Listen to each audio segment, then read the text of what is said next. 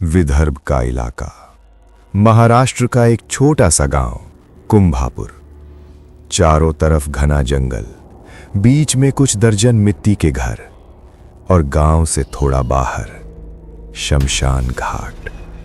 गांव में एक बात बहुत मशहूर थी कि शनिश्चरी अमावस्या की रात मरे हुए लोग चैन से नहीं सोते।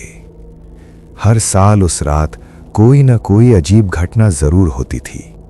कभी खेतों में नंगे पैरों के निशान, कभी कब्रों से बाहर निकली हुई मिट्टी और कभी अंधेरे से लोगों के नाम लेकर आवाजें। रामा, भाऊ, सीता। उसी साल गांव में आया एक तांत्रिक, माधवनाथ। लंबे उलझे बाल, गले में नरमुंडों की माला और आंखों में ऐसा घमंड जैसे मौत भी उसका कुछ नहीं बिगाड़ सकती। वो गांव की चौपाल में खड़ा होकर बोला, तुम्हें डरने की जरूरत नहीं। शनिश्चरी अमावस्या की रात मुर्दे नहीं उठते, मैं उठाता हूं उन्हें। गांव वालों के दिल में डर भी था और उत्सुकता भी। माधवनाथ फिर बोला, अगर चाहूं तो शमशान से मरे हुए को चलाकर तुम्हारे सामने खड़ा कर दूं। गांव का सबसे बूढ़ा आदमी भैरव काका कांपती आवाज में बोला, बाबा, इस रात से मत खेलो। जो इस रात मृतकों को जगाता है वो खुद जिंदा नहीं लौटता। माधवनाथ हंस पड़ा, बूढ़े, तू डरता है इसलिए जिंदगी भर डरता रहेगा। रात के ठीक 12 बजे आसमान बिल्कुल काला, चांद का नामो निशान नहीं। शमशान घाट पर माधवनाथ ने काला कपड़ा बिछाया।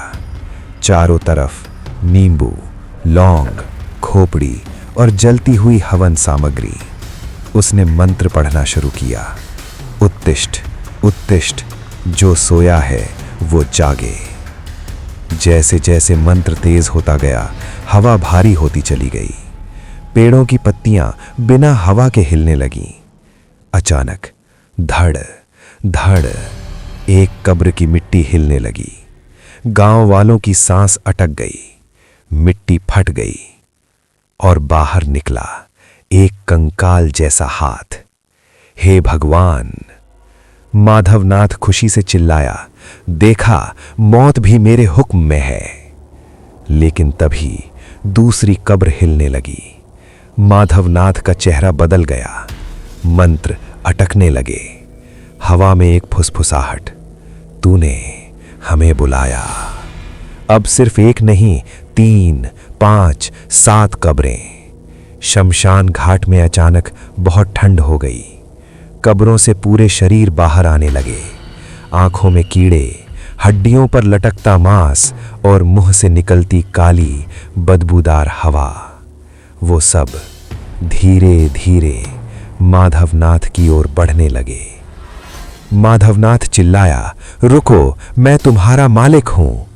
तभी एक भारी आवाज गूंजी, मालिक, तूने हमें चैन से नहीं रहने दिया। माधवनाथ भागना चाहता था, लेकिन उसके पैर जमीन से चिपक गए। एक मरे हुए ने उसका गला पकड़ लिया। दूसरे ने कान में फुसफुसाया, शनिश्चरी अमावस्या सिर्फ हमारी होती है। चीख, हड्डियों के टूटने की आवाज। सुबह गांव वाले डरते डरते शमशान पहुंचे। जो देखा वो जिंदगी भर नहीं भूल पाए।